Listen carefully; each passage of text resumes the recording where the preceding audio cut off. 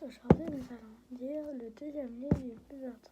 Il s'intitule Le buveur d'encre, une paille pour deux, qui a été écrit par Eric, son voisin, Martha Maggi, et illustré par Martha Maggi. Voilà. Et qui a été édité par la maison de Nathan. Et maintenant, je vais vous lire le petit résumé. Au Dillon, un petit buveur d'encre se régale, non pas en lisant, mais en aspirant les histoires. Seulement, il se sent très seul. Il ne va quand même pas rester célibataire toute sa vie. Il aimerait pouvoir partager sa paille avec quelqu'un. Justement, il y a Carmilla, une nouvelle élève de la classe qui l'intrigue beaucoup. Et s'il la mordait, juste pour voir. C'était le petit résumé. Nous allons commencer l'histoire. Une paille pour deux. Le buveur d'encre, une paille pour deux. Chapitre 1. Chapitre 1. Le petit buveur d'encre solitaire. C'est ça le chapitre 1. Avec l'image, cette petite image. Depuis ma rencontre avec le Draculivre, le buveur d'encre, je bois des livres avec une paille. J'aspire les histoires, chapitre par chapitre. C'est délicieux. Quand elle entre dans ma bouche, elle me chatouille au bout de la langue. Je sens les goûts de toutes leurs aventures. Tantôt je suis un pirate sur un fier trois-mâts, tantôt je navigue dans l'espace à bord d'une fusée. Parfois je suis un homme, parfois je suis un chat. Avec ma paille, je vis 1000 vies, toutes différentes, toutes passionnantes. Le seul ennui, c'est que personne ne doit savoir. Alors je suce les livres en cachette. Je sirote l'encre incognito. J'avale les mots en catimini. Quand il fait nuit, dommage que je sois si seule et que je ne puisse pas partager ma paille avec quelqu'un. Papa est libraire. S'il apprenait mon goût pour l'encre des mots, il tomberait en syncope. Car les livres, une fois que je les ai lus, ne comportent plus que des pages blanches. Ils sont devenus illisibles. Invendables, bons à jeter, bons à brûler. Parfois je bois les vieux livres défraîchis de la bibliothèque municipale. Je récupère aussi ceux dont les gens se débarrassent parce qu'ils prennent trop de place. Mais je n'ose pas trop m'attaquer au petit bouquin de papa. Il y tient comme à la prunelle de ses yeux. Et puis il finirait par avoir des ennuis. Alors ses clients et par se poser des questions. Je tremble à l'idée qu'il puisse un jour découvrir mon secret. Toute la famille aurait peur de moi et me montrait du doigt. Je ne veux pas vivre dans un cimetière comme Draculivre et devenir un vieux buveur d'encre solitaire. Draculivre, c'est un ancien vampire, autrefois buvait du sang. Et puis il a eu une crise de foi. Depuis, c'est un buveur d'encre. Il dort toujours dans un cercueil, mais la lumière du jour ne lui fait plus rien. C'est à cause de ça qu'il m'a mordu. Il est venu à la librairie en plein après-midi. Je ne me suis pas méfiée. Avec ses dents et il a écrit son nom sur mon bras. Nous ne nous sommes pas revus depuis. Il m'impressionne un peu. C'est une évidence tellement bizarre. Pourtant, cette nuit, j'irai au cimetière lui poser une grave question. Monsieur Tacliffe, est-ce que je peux mordre une fille pour qu'elle devienne pareille que moi, pour que mon secret soit le nôtre et que je ne sois plus seule au monde. Enfin, je ne lui expliquerai pas tout ça. Ces détails-là ne le regardent pas. J'ai peur de sa réponse, car s'il me dit non, alors je vais rester célibataire toute ma vie. Voici la petite image. Chapitre 2. La mort aux trousses. La mort aux trousses. Voici cette petite image pour la mort aux trousses. Alors, j'ai entendu que mes parents soient cachés pour sortir sur la pointe des pieds. Depuis que je bois de l'encre, je suis devenu léger comme une plume et aussi silencieux qu'une paire de chaussons. Dehors, il faisait noir, mais j'ai des yeux de chat, sans doute à cause de tous les livres que j'ai lus et qui parlaient de chats. Pour moi, la nuit est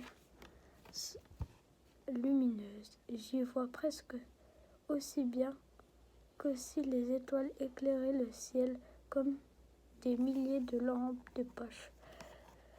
Je me suis rendu directement au cimetière. Je l'ai traversé en serrant les dents. C'est fou, le jour, les pierres tombales ne sont pas des monuments bordés de croix, ne sont que des monuments bordés de croix et de fleurs. La nuit, elle grince et se transforme en ombre effrayante. Je me suis dit, tu es un buveur d'encre, tu ne risques rien. Mais je n'y croyais pas. Je suis descendu dans la grispe avec précaution. Les marches étaient glissantes. Arrivant bas, j'ai fait toc-toc sur le mur parce qu'il n'y avait pas de porte. Je ne voulais pas entrer sans prévenir. J'avais déjà essayé une fois. Tacliffe s'était fâché le fameux jour où tout avait commencé. Personne ne m'a répondu. Il y a quelqu'un, ai-je susurré bizarre. Toutes les bougies de la crèche étaient éteintes. La première fois, il y avait eu un en train de brûler. J'ai avancé en aveugle, les bras tendus devant moi. Tacliffe était peut-être en vadrouille, ou alors il dormait profondément. À tout hasard, j'avais emporté un briquet. J'ai allumé le cercueil du buveur d'encre. Je trouvais toujours à la même place, mais vide. Dans le fond de la pièce, son garde-manger était plein de livres. Pourtant, quelque chose clochait. J'ai progressé de quelques pas et j'ai découvert un deuxième cercueil à côté du premier. Et là, plus bas et plus petit, un cercueil tout à fait à ma taille. Une idée épouvantable m'a traversé l'esprit. Tacliffe voulait m'adopter. Comme c'était un mort-vivant, il allait me tuer pour que j'habite avec lui dans la crispe. Mais je ne voulais pas quitter mes parents. Être un petit buveur d'encre sagittaire, mais convenait très bien. Horrifié, j'ai reculé et, me retournant un peu vivement, mon bras a heurté le grand cercueil. Il a glissé. de son socle a vacillé un moment au bord du vide avant de basculer et, et de se fracasser au sol. J'étais pétrifiée. Jamais Draculiev ne me pardonnerait de saccager le saccage de sa vieille boîte en bois. Sans attendre son retour, j'ai jailli de la crispe comme un boulet de canon. Je voyais Draculiev pourtant. J'avais la mort aux trousses. Voici l'image. Troisième chapitre. Carmilla. Voici l'image. Voilà la petite image. Je commence à lire. Le lendemain, à l'école, je n'étais pas dans mon assiette, tout seul à ma table, au fond de la classe. Je me suis sentie encore plus solitaire que jamais. Je ne pouvais pas raconter mon terrible secret à mes copains, sous peine de devenir un monstre à leurs yeux. Personne ne pouvait me comprendre, personne sinon un autre buveur de mon âge. Dans ma tête, un petit cercueil ricanait. Il semblait dire, de toute façon, je t'aurai. Tu ne m'échapperas pas. C'est pourquoi je n'étais pas très attentif aux paroles de la maîtresse, Madame Mouza. Odilon, range ton cartable, que Carmilla puisse s'installer à côté de toi. Hein? Quoi? J'avais complètement oublié que la nouvelle arrivait aujourd'hui. Il fallait qu'elle devienne ma voisine. Ça tombe. Mais plutôt mal, je n'étais disponible pour personne et encore moins pour cette fille. Mon cœur était pareil à une crispe obscure et froide. En ronchonnant, j'ai libéré la place. Carmilla s'est installée sagement à ma table. J'ai jeté d'un coup d'œil son. Voici la petite image. C'est elle, Carmilla.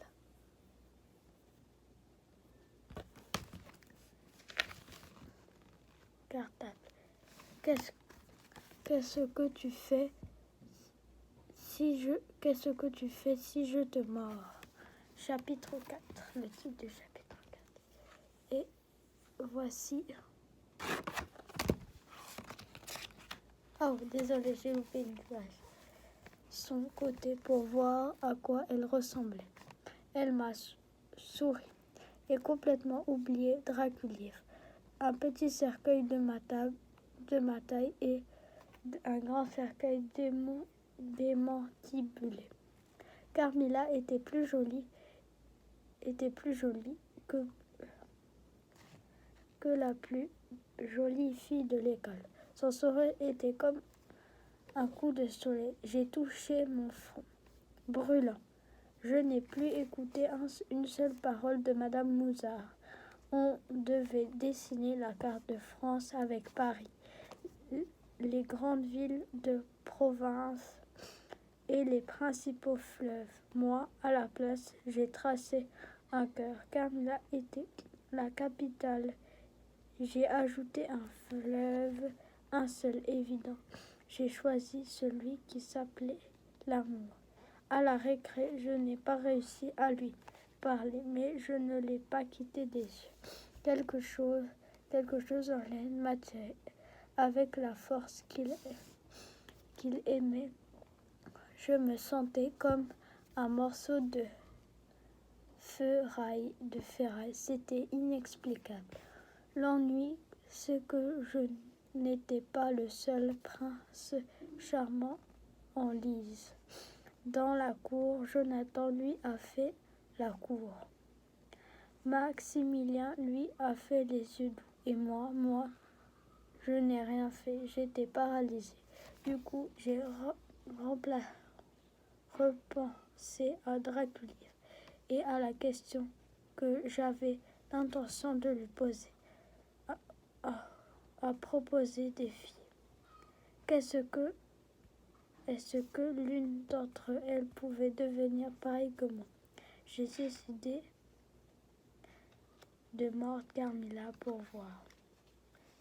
Qu'est-ce que tu fais si je te mords? Chapitre 4.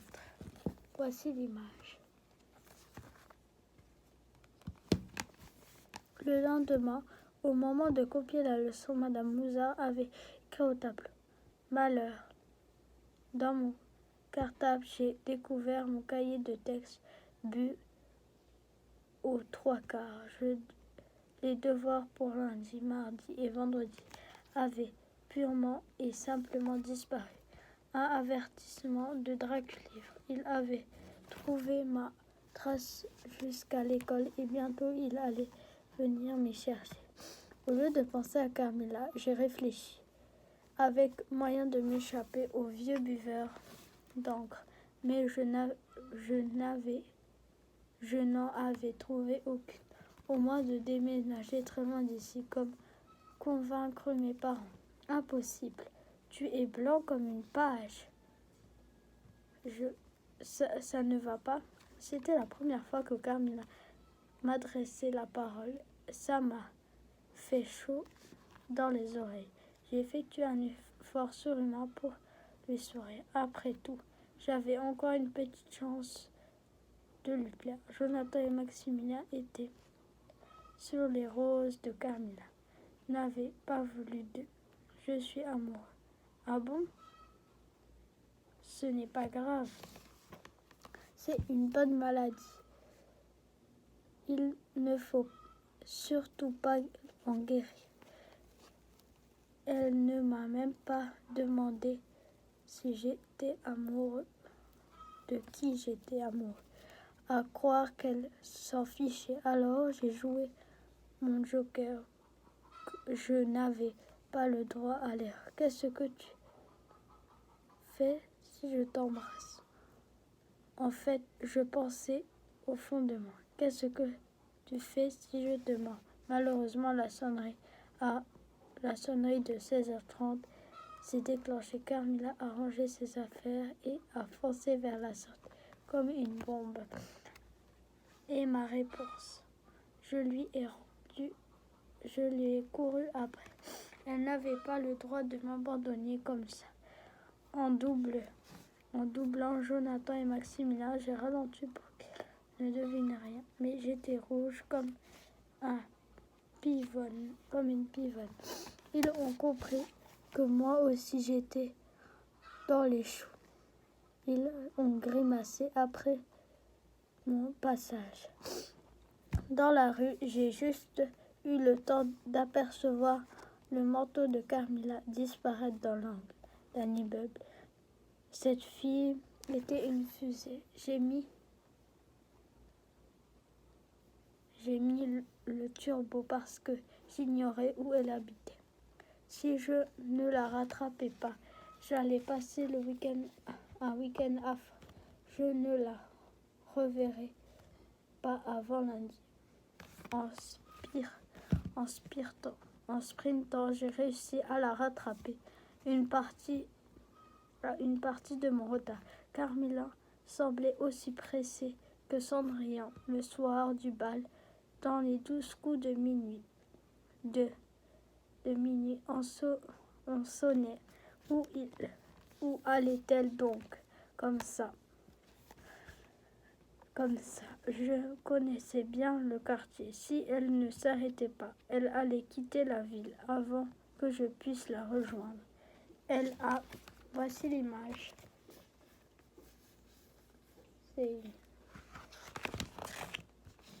Elle a disparu dans le cimetière. En dépassant les grilles, un frisson m'a parcouru mon échine. Draculivre n'était pas loin. Je suppose que Carmilla était la fille du terrassier qui gardait le cimetière. Pourquoi serait-elle venue ici sinon? Je suis donc allée sauter à la porte du gardien. La massue croulait sous le poids des ans.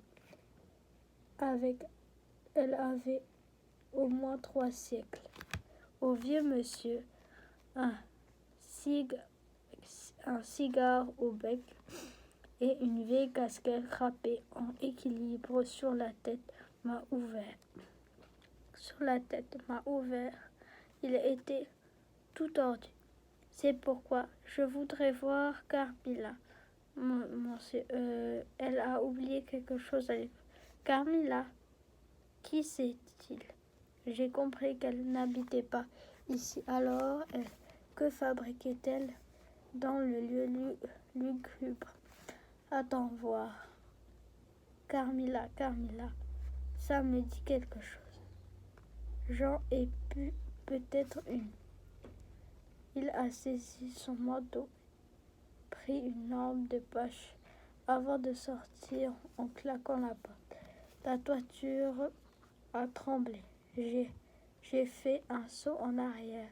Une tuile est tombée à 50 centimètres de moi. C'est rien. Faudrait que j'effectue quelques réparations. Mais pas le temps. Suis-moi. Le ciel commençait à s'assombrir. Mon guide se déplaçait dans les allées comme moi. Dans mon quartier, il connaissait tout le monde ici. Il n'arrêtait pas de me dire, il n'arrêtait pas de dire bonsoir madame, bonsoir monsieur. Et j'avais l'impression qu'il obtenait parfois des réponses. Il me semblait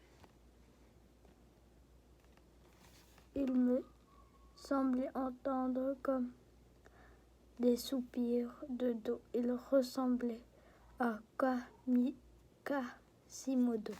Il avait les épaules beaucoup plus hautes que les autres. Sa démarche rappelait celle d'un sphinx pensé. Comment aurait-il pu être le père de Carmilla? La nuit maintenant était tombée. Il commençait à regretter de l'avoir suivi. Je commençais à regretter de l'avoir suivi. Finalement, il s'arrêta devant un caveau très beau et très vieux. Je le connaissais bien. C'était là que Dracul m'avait donné le goût de l'encre. Alors, notre première rue. C'est ici, Carmilla, drôle de prénom. Avant que j'avais pu dire quoi que ce soit, le gardien avait fait demi-tour et s'éloignait à son pas boiteux. Au bout de l'allée, il a disparu comme avalé par l'obscurité. J'ai tourné la tête vers le caveau et en forme de bouteille d'encre et je me suis trouvé nez à nez avec une boîte aux lettres toute neuve. Sur le dessus était collée l'étiquette Mademoiselle Carmilla chez Monsieur Draculier. Le goût bleu de l'encre des mers du Sud. Voici l'image du 5e chapitre. J'étais sciée. Si Carmilla habitait ici, c'est qu'elle était une. Non, je ne pouvais pas y croire. C'était donc elle qui avait bu mon cahier de texte. Cela signifiait aussi que le petit cercueil au fond de la crypte lui appartenait. Tout à coup, j'ai senti une présence derrière moi, une présence étrange. Une créature qui se tenait dans mon dos, c'était le vieux papier et la poussière d'encre. Descends, m'a-t-elle ordonné d'une voix suffisante. Carmilla donne. C'était calculé. Je m'excuse pour le cercueil, c'était un accident. Descends. Je me suis enfoncée dans la crispe, les jambes flagellantes. Il est resté dehors. La sortie était condamnée d'avance. En bas, toutes les bougies étaient allumées. Carmilla m'attendait assis dans son petit cercueil. À côté, le grand avait été réparé avec des planches et des clous. Elle me regardait. Moi, je ne savais pas quoi dire. Tu veux boire quelque chose? De sa main, elle m'a montré les livres. Tu gardes à manger. J'ai secoué négativement la tête. J'avais la gorge nouée. Tu te rappelles la question que tu m'as posée cet après-midi? Non, je ne me souviens plus de rien. Il sentait comme une mouche prisonnière sur une toile d'araignée. J'avais chaud, j'avais froid. D'abord, Dracula veillait. Dehors, Dracula veillait. Les yeux de Carmilla, dans deux lunes brillantes, étaient fixés sur moi. J'avais chaud, froid, j'avais tiède. Tu voulais m'embrasser. Alors vas-y. Elle ferma les yeux de lune. Je me suis approchée du petit cercle. Les flammes des bougies dansaient dans le courant d'air jetant sur les joues. J'ai des reflets de porcelaine.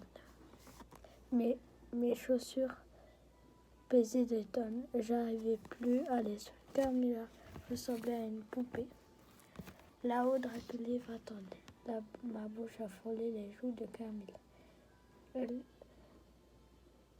Elle sentait les fleurs d'orange.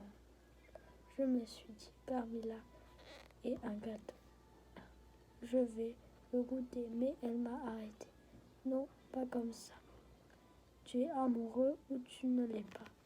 J'ai rougi, dérouté, à cause de Dracula qui me surveillait là-haut, à cause de Carmilla qui avait tissé sa toile tout autour de moi. Je l'ai embrassé.